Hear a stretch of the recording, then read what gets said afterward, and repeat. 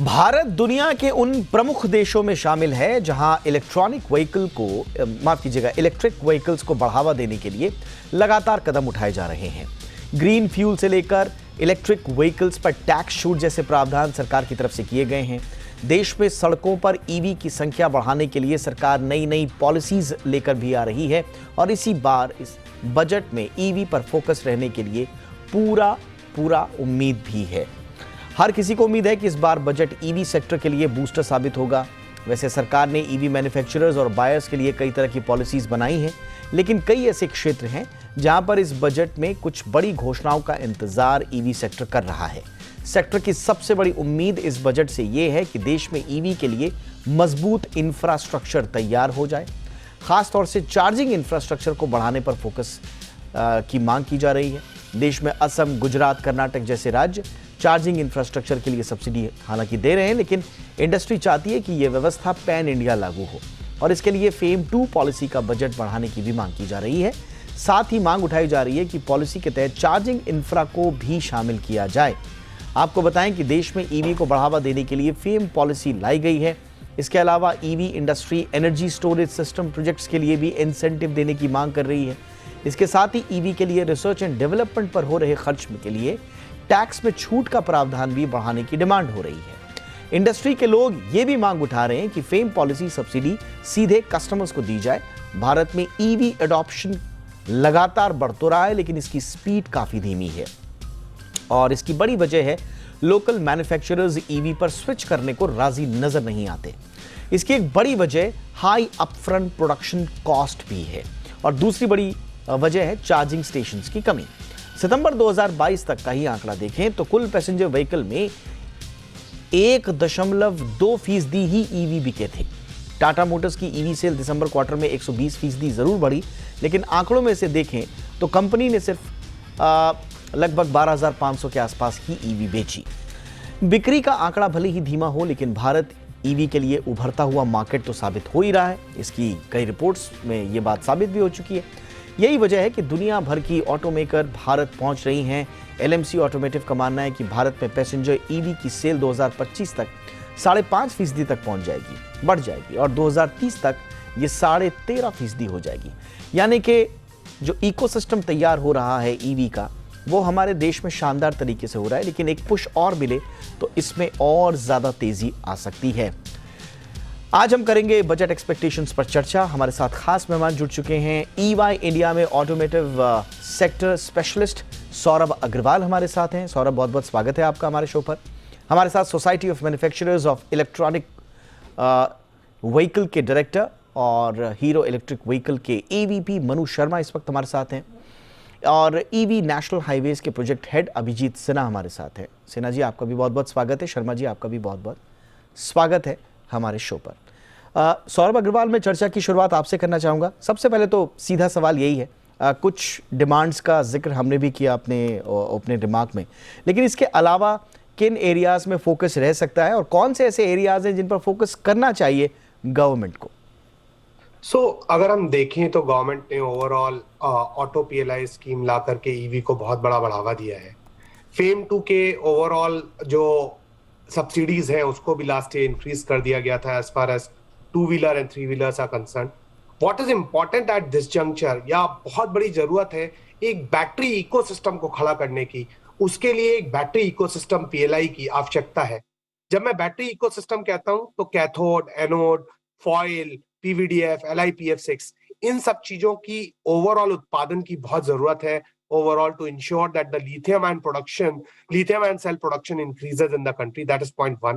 Point 2, many people are looking for a clarity on what will happen to FAME 2 after 31st March 2024.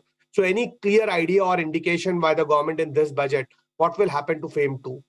Third, FAME 2 को क्या passenger vehicle के ऊपर लागू किया जा सकता है, या FAME 2 के अंतर्गत चार्जिंग इंफ्रास्ट्रक्चर को भी सब्सिडी दी जा सकती है? जैसा कि आपने शुरुआत के ओपनिंग रिमार्क्स में कहा कि स्टेट तो सब्सिडाइज कर रहे हैं चार्जिंग इंफ्रास्ट्रक्चर को, बट एक सेंट्रल गवर्नमेंट से भी ओवरऑल डिमांड है कि चार्जिंग इंफ्रास्ट्रक्चर को सब्सिडाइज किया जाए। इसके साथ लास्ट पॉइंट जो मैं बोलना चाहूंगा कि कस्टम ड्यूटी रेट्स को अलाइन करना पड़ेगा ओवरऑल लोकलाइजेशन के जो गवर्नमेंट की रिक्वायरमेंट है, थॉट प्रोसेस है, उसके साथ ही सारी प्रोडक्ट्स पे, इन सब पे कस्टम ड्यूटी रेट्स का ओवरऑल रीअलाइनमेंट की बहुत जरूरत है। एब्सोल्युटली, ये बहुत इंपॉर्टेंट सजेशंस आपने दिए हैं। Manu Sharma, industry point of view से हम देख रहे हैं कि सेंटिमेंट बहुत अच्छा है और एक पॉजिटिव आउटलुक है। सरकार भी पुश कर रही है सस्टेनेबल डेवलपमेंट, और इस पर लगातार जो हम रिन्यूएबल सेक्टर में कैपेसिटी बिल्डिंग कर रहे हैं उससे एक मूड माहौल बहुत अच्छा बना है। लेकिन उसके बावजूद अभी भी मैन्युफैक्चरर्स के मन में कुछ शंकाएं होंगी स्वाभाविक रूप से। कुछ डिमांड्स होंगी जो सरकार से आप लोग चाह रहे होंगे। क्या ऐसा करना चाहिए गवर्नमेंट को? बतौर सजेशन आप क्या कहना चाहेंगे बजट्स के, बजटरी एलोकेशंस के लिहाज से? जी, शुक्रिया शुक्रिया। सबसे पहले सबसे बड़ी बात, thank you Saurabh for adding such valuable points here. सबसे बड़ी चीज़ जो इस वक्त इंडस्ट्री के लिए इम्पॉर्टेंट है कि एक लॉन्ग टर्म होराइजन हमको चाहिए इंडस्ट्री को। हाँ, अगर जो लोग फॉलो करते आ रहे हैं फेम की जर्नी को, उनको ये वो सब जानते हैं कि ये फेम की जर्नी बहुत सारे हिकअप्स के साथ चलती रही है, बहुत सारे टैग अलॉन्ग्स के साथ साथ। This, that or something else has always been required. So there has been learning from the government as well as industry. So industry has been very, very flexible as it is going with the growth path. Nowadays we can see there's a lot of traction, there's a lot of demand from the customer, but still we have huge potential. Abhi, yeah, I think we are talking about 4, 5, 6% of the total conversion that should have been which was assumed to be at 20% by 2025. उस figure को पकड़ने के लिए हमारे लिए सबसे पहले ज़रूरी ये है कि एक long term horizon, long term vision create किया जाए जिसमें फ्लेक्सिबिलिटी दोनों तरफ से हो, दोनों तरफ से एक डायनेमिक अप्रोच के साथ इंडस्ट्री के साथ मिलके पॉलिसीज़ को डिफाइन किया जाए और टेक्नोलॉजी को bring best of the industry technology को इंडिया में लेके आया जाए, जो कि बहुत ज़रूरी है। एक और दूसरा इम्पॉर्टेंट पॉइंट ये है कि इसका एक इम्पैक्ट है, जैसे डिमांड इंसेंटिव है। अभी हम बात करें 2024 तक है अभी से ही हमको ये क्लियर होना चाहिए कि इसको हम कितने दिन तक स्ट्रेच कर रहे हैं, बिकॉज इसकी ज़रूरत है अभी तक। जब तक कि हमारा 20% तक कन्वर्जन नहीं हो जाता, the industry needs that kind of support. But इसका अगेन जब आप देखें तो इसका एक काउंटर व्यू ये भी आता है कि बहुत ज़्यादा इस खर्चा है, इतना पैसा कहाँ से आएगा। तो हमारी एक सलाह है गवर्नमेंट को कि जो पोल्यूशन कर रहे हैं, जो पोल्यूशन को कंट्रीब्यूट कर रहे हैं, ऐसी टेक्नोलॉजी को टैक्स करके एक्सचेकर का पैसा बचाया जाए और ये उस पैसे को यूज़ किया जाए to support such initiatives like electric mobility and alternate fuel.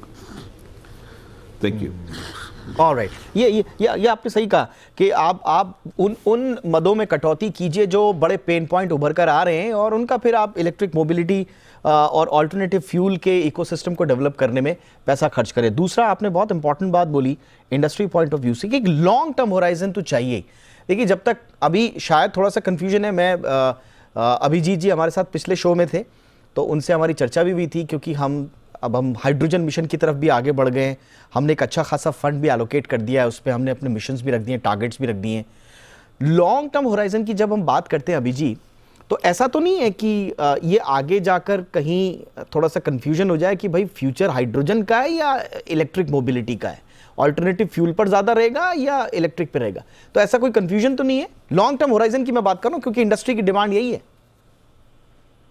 जी बिल्कुल, बेहतरीन सवाल आपका, क्योंकि पिछले 4-5 सालों से अगर हम देखें कि बजट में क्या कुछ चीजें अनाउंस हुई हैं तो कुछ कुछ अंदाजा लग जाता है कि इस साल क्या आने वाला है। पहले साल में इंफ्रास्ट्रक्चर को लेकर, निर्माताओं को लेकर फेम 2 और फिर यूजर्स के लिए भी एक साल का बजट रहा था, जिस साल हमने ये बताया था कि आप अगर इलेक्ट्रिक गाड़ी खरीदते हैं तो आपको कितना बचत होता है टैक्स वगैरह में। फिर अगले साल बैटरी के ऊपर बजट फोकस रहा कि बैटरी की स्वैपिंग पॉलिसी वगैरह आएगी। इस साल सबसे ज्यादा एक्सपेक्टेशन वैसे चेंजेस की है या वैसे अनाउंसमेंट की है जिसमें यूजर ये वे कर पाएगा, यूजर ये तोल पाएगा कि वो अगर इलेक्ट्रिक वाहन से कहीं जाता है या अपने सामान को भेजता है और डीजल से जाता है तो उसको क्या रेट का फायदा होगा, क्या उसकी बचत होगी। सो इसको पूरा करने के लिए इस बार प्रायोरिटी सेक्टर में जो लेंडिंग है इलेक्ट्रिक व्हीकल के ऊपर और इलेक्ट्रिक इंफ्रास्ट्रक्चर, चार्जिंग इंफ्रास्ट्रक्चर के ऊपर, इन दोनों को प्रायोरिटी लेंडिंग सेक्टर में कैसे लेकर आए, इस पर कुछ चर्चा एक्सपेक्टेड है, अपेक्षित है। और दूसरी, यूजर को पता होना चाहिए कि वो क्या उम्मीद रखे बजट से, वो हाइड्रोजन पे और इलेक्ट्रिक पे कहाँ इन दोनों को तोल सकता है, इसके लिए कार्बन क्रेडिट के ऊपर, और एक आदमी अगर स्विच करता है तो उसको क्या फायदा होगा पर किलोमीटर, या उसको क्या इंसेंटिव्स मिलेंगे उस यूजर को स्विच करने का। इन दोनों के आसपास बजट की एक्सपेक्टेशन है जो मोर ऑफ यूजर सेंट्रिक हो।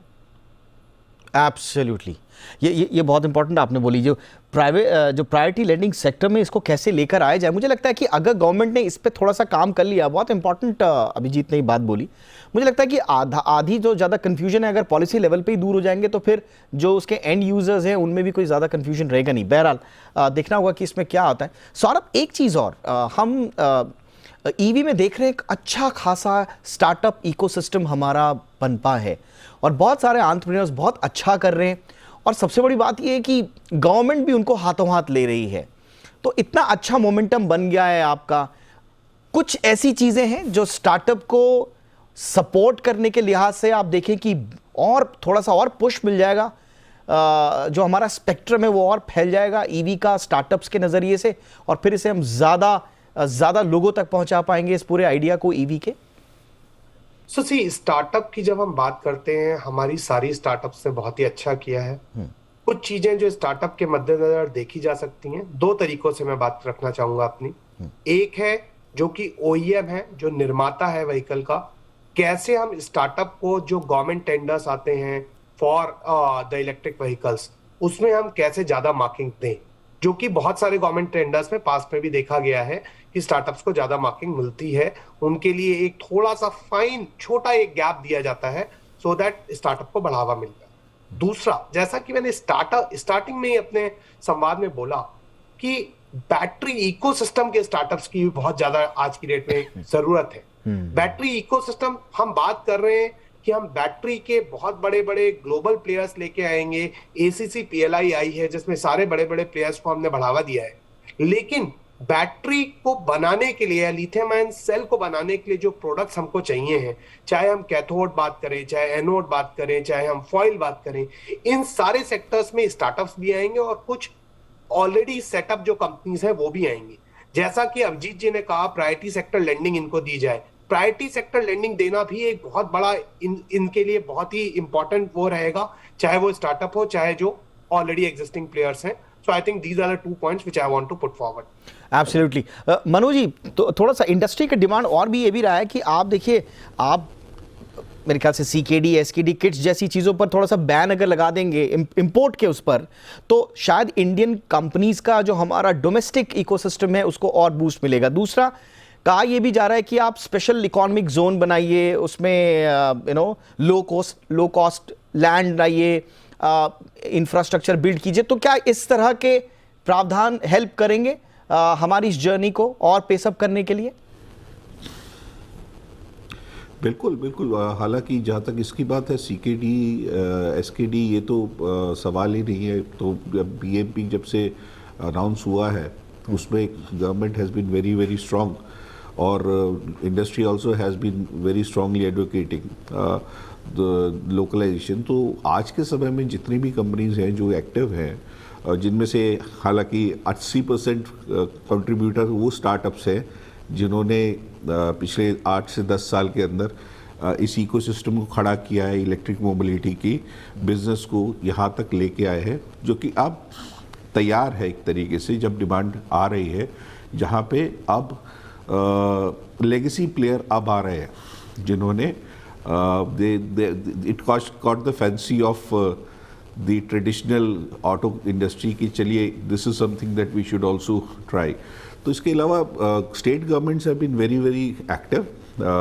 You name any state government, they already have a policy। So supporting startups is definitely the way up। इसके अलावा PLI एक ऐसी स्कीम है जिसके अंदर थोड़ा सा हम अमेंडमेंट रिक्वेस्ट करेंगे, बिकॉज उसमें क्या हो रहा है कि जो ट्रेडिशनली ईवी प्लेयर्स है, ट्रेडिशनल जो पिछले 5-8-10 साल से चलते आ रहे हैं, वो somehow वो छूट गए हैं to take advantage of the PLI scheme because of the heavy capital investment.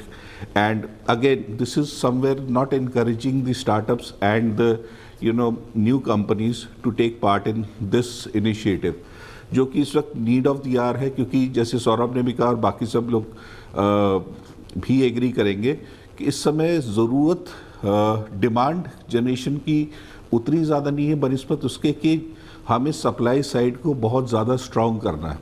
Electric mobility का 70% जो मेन पार्ट्स हैं वो एक्चुअली फैक्ट्री में नहीं बनाए जाते, ये सब स्पेशलिस्ट मैन्युफैक्चरर्स बनाते हैं, जैसे कि बैटरी मैन्युफैक्चरर्स है या मोटर मैन्युफैक्चरर्स है या आपके सॉफ्टवेयर्स है या ऐसी ECUs हैं। ये सब बहुत सारी चीज़ें सोर्स्ड होती है जिसके लिए स्पेशलिस्ट स्किल्स चाहिए।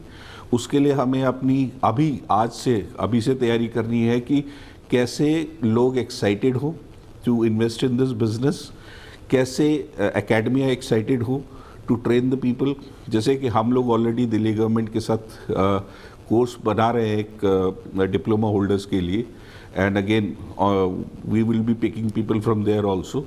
अगेन उसके बाद यहाँ ना सिर्फ यहाँ तक, you actually need blue collar workers also, जो कि आपको आपके प्लांट्स में काम करेंगे। फिर आपको सर्विस इंडस्ट्री है, इतना ज़्यादा आपको मैन पावर की ज़रूरत पड़ने वाली है to cater to the next scale, कि आपके कितने ज़्यादा कस्टमर्स होंगे। जो रोड साइड मैकेनिक्स हैं उनके साथ काम करना होगा, उनको ट्रेन करना होगा, ताकि वो जब EV उन तक पहुँचे तो they should not feels worried कि हमें तो आता ही नहीं मैनेज करना। तो इसके लिए हम लोगों ने बहुत सारे इनिशिएटिव ऑलरेडी लिए हुए हैं और आगे भी कर रहे हैं।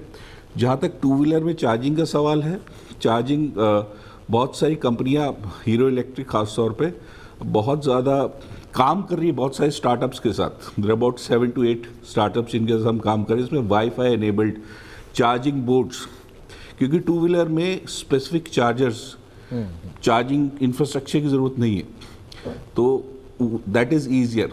तो around 3000 charging infrastructure already available है वाईफाई एनेबल्ड। इसके अलावा there are lot of charges which we have been providing through our PGOs and other initiatives. तो वो काफ़ी स्ट्रक्चर्ड हमारे पास अप्रोच है, प्लान है। Only thing we need is a right kind of momentum towards that which is coming our way. Absolutely. मुझे लगता है कि मोमेंटम को आगे बढ़ाना बहुत इंपॉर्टेंट होगा। गवर्नमेंट ने, देखिए इसमें कोई शक नहीं है, मिनिस्टर्स हो गए, प्राइम मिनिस्टर हो गए, जितने भी ऑफिसर्स हैं इस पूरे इकोसिस्टम से जुड़े हुए, हर किसी ने अपने स्पीचेस में, पॉलिसी मेकिंग में एक तरह से ब्रांडिंग करने की कोशिश की है, एक तरह से ये बताने की कोशिश की है कि भाई भारत आगे का नज़रिया रख रहा है और हम EV को लेकर कितने हम कितने ज़्यादा सीरियस हैं। ये मैसेजिंग तो हुई है, लेकिन अभिजीत इस मोमेंटम को बरकरार रखना, और जैसा कहा कि मैं बार बार इसका टर्म यूज़ कर रहा हूँ, लॉन्ग टर्म होराइजन, जो मनु साहब ने जिसका जिक्र किया, इस मोमेंटम को लॉन्ग टर्म बरकरार रखना ताकि ये इकोसिस्टम ज़्यादा देर तक फ़ायदा दे, ज़्यादा स्कोप नज़र आए, ज़्यादा फ्यूचरिस्टिक नज़र आए इंडस्ट्री और बाकी स्टेक होल्डर्स को भी। इसके लिए क्या करना होगा? आपने बोला प्रायोरिटी सेक्टर लेंडिंग, इसके अलावा एक और डिमांड जो रही है रिडक्शन ऑफ GST 18 से 5 पर लाने की भी डिमांड रही है। क्या इससे अफोर्डेबिलिटी का जो फैक्टर है प्रोडक्शन में, अगर वो प्रोडक्शन में अफोर्डेबिलिटी आ जाती है तो क्या वो कंज्यूमर के लिए भी ज्यादा अफोर्डेबल होगा, ज्यादा बेहतर तरीके से वो डिसीजन ले पाएगा EV के लिए?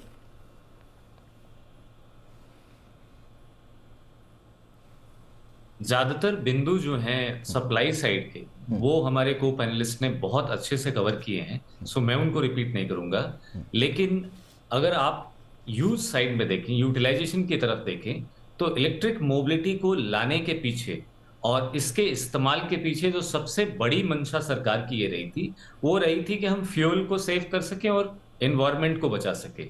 और इसके लिए बस का जो इकोसिस्टम है कि 5, 50, 25, 30 लोग जो अलग अलग गाड़ियों से एक स्थान से दूसरे स्थान पर जाते हैं, वो अगर बसों से ट्रैवल करेंगे तो काफी बचत होगी, फ्यूल की भी और एनवायरनमेंट की भी। और जब हम बस के इलेक्ट्रिक मोबिलिटी सेक्टर की बात करते हैं तो इस साल एक बहुत बड़ी एक्सपेक्टेशन है इंडस्ट्री को कि पूरा डीजल बस ऑपरेशन का जो इकोसिस्टम है उसमें ज्यादातर इंटरसिटी बस डीजल होती हैं जिनको इलेक्ट्रिक पर स्विच किया जाना है। और इन बसों को स्विच किए करने के लिए डीजल सेगमेंट में चलाने वाले जो ऑपरेटर हैं उनका कॉन्फिडेंस जीतना बहुत जरूरी है।